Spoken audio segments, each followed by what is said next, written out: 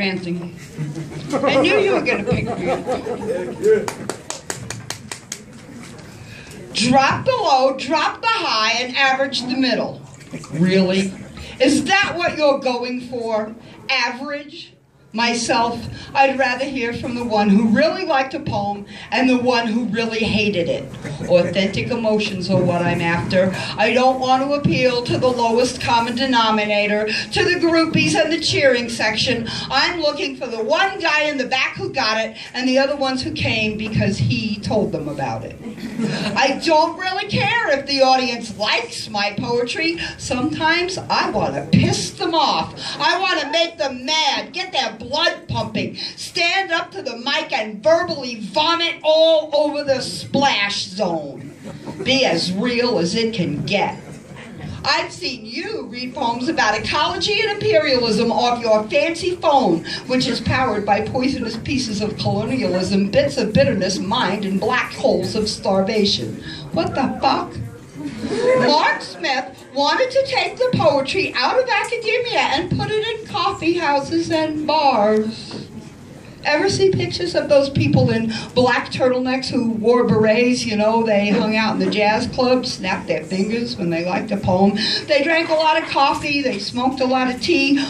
Oh, sorry. Maybe you weren't born yet or spent your early years oblivious. You couldn't be expected to know about places where the cigarette smoke hung thick in the air, where Descartes and D.H. Lawrence held equal sway, where they took their poems off the street, brought them inside, fed them, and returned them to the sidewalks and the street corners, where the corpses of dead friends sat at the table and listened to their own words in other voices, their stories told with reverence, instead of being propped up on the stage and paraded for sympathy votes in the hopes of winning $25. Mark wanted to bring excitement to those boring open mics.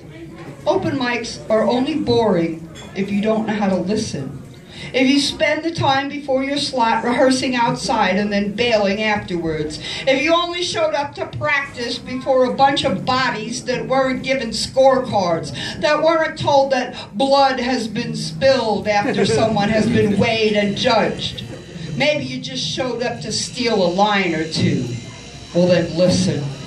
Listen with your heart and your soul in the moment, without a thought to what has gone before or what you might hear after. Poets stand before you, opening windows in their chests so you can see their beating hearts. Tiny voices that tremble with the enormity of exposure extend their wrists and open a vein, spilling their life's blood's language onto the stage. They don't need you to judge them. There is no judge harsher than they themselves when looking into a mirror, halting and stuttering, losing their place, forcing rhyme and mangling meter with heroic honesty, with the courage to be bad, to know that your skill is not that of others, that perhaps your words are not as pretty or well chosen, and still to stand alone and expose that desperate need to be heard, still to stand and tell one story unedited and broken is an act of triumph worth all the world, more than any money or huzzas.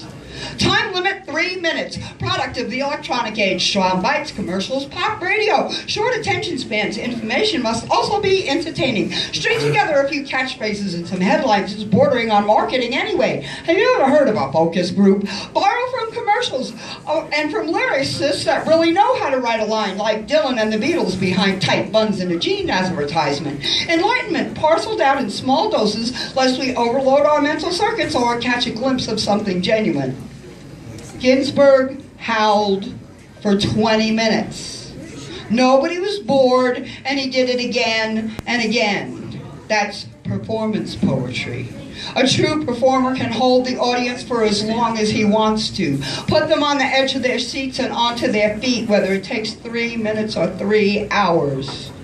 Take the time to wring from them every memory they've ever had. Take them where time itself is an illusion and clocks melt like Dali landscapes, where the voice of the Almighty vibrates in your bones and the score he keeps is eternal. Listen to poets with accents from places other than New York and Chicago. Poets with cadence and meter as original and different as that of the footsteps they took to get to the mic. neobeats who don't need to imitate Kerouac with streams of their own consciousness flowing out of the amplifier. Poets who don't need to shout every word in every poem to show they mean what they say. Who deliver devastating revelation in modulated tones, in rhythms drawn from their own desperate breaths running ahead of the pack. If you want to hear real poetry, not empty words edited and tuned to pluck the heartstrings, diluted by constraints of clock and prostituted for popularity, but real words spoken by real people, sit down. Leave your ego at the door. Gather in a circle around a fire or a table over bowls of soup.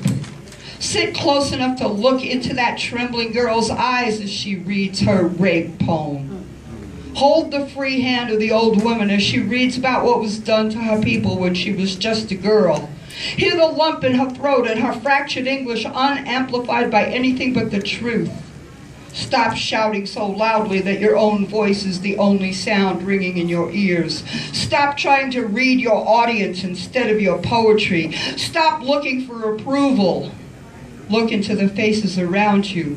Remember that the roots of spoken word are grounded in the necessity to bear witness. Then speak from your own heart and listen.